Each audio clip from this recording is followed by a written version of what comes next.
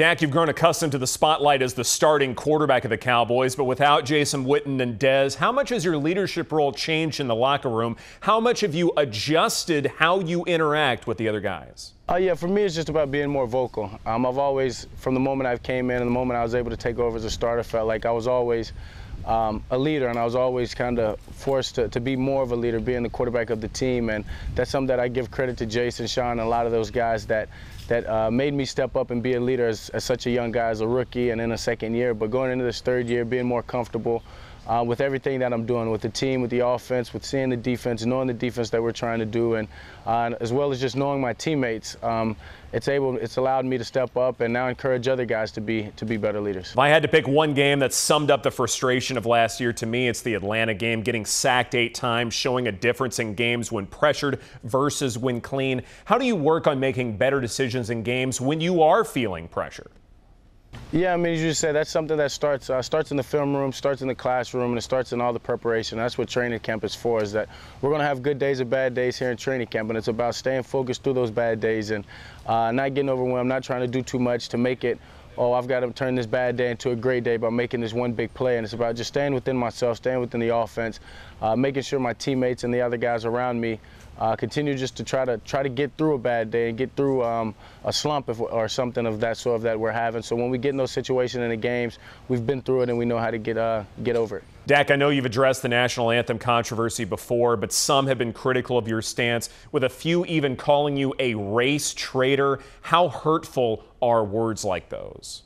You know, if I've ever listened, in my whole career, if I ever listened to what people said about me, I know I wouldn't be here today. So it's about just staying focused, continuing what I believe in, knowing I have a great support system with family, with friends, with great teammates, teammates that I give a lot of credit to for telling me how they feel about the situation, about the things I said, as well as coaches in this organization. So when you have the support system that I have, it's about standing by what I believe in and just continuing to try to get better in football and making it about football. Dak, how do you show this opinion on the anthem is yours alone and not something fed by Mr. Jones or those high in the Cowboys organization?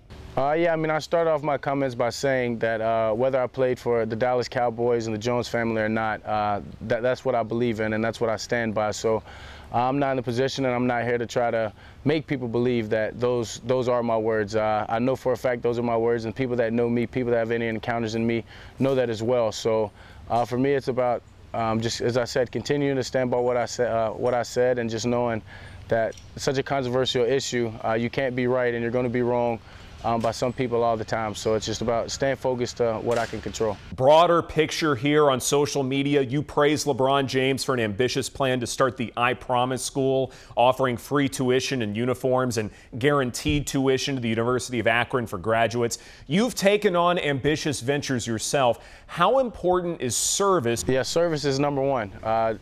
Standing by action, doing everything that you can. As a lot of people call it, groundwork or whatever you may call it, and that's getting in the schools, that's making sure you're hands-on with the youth, and money does only go so far, and it does a great thing to be able to give money and to be able to fund certain things. But if you're not using your time, if you're not going in there and relating to the kids that you relate to, that the kids that can connect to you, if you're not going to do that, then the money only means so much. So it's very important to take action and to doing it by putting your own time into it. Dak, are pro athletes role models? 100%. How are you encouraging other Cowboys to give back?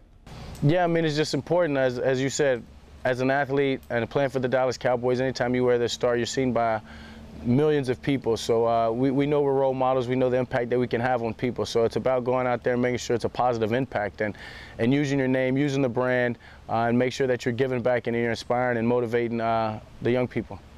Dak Prescott, thanks so much for your time. Yep, thank you.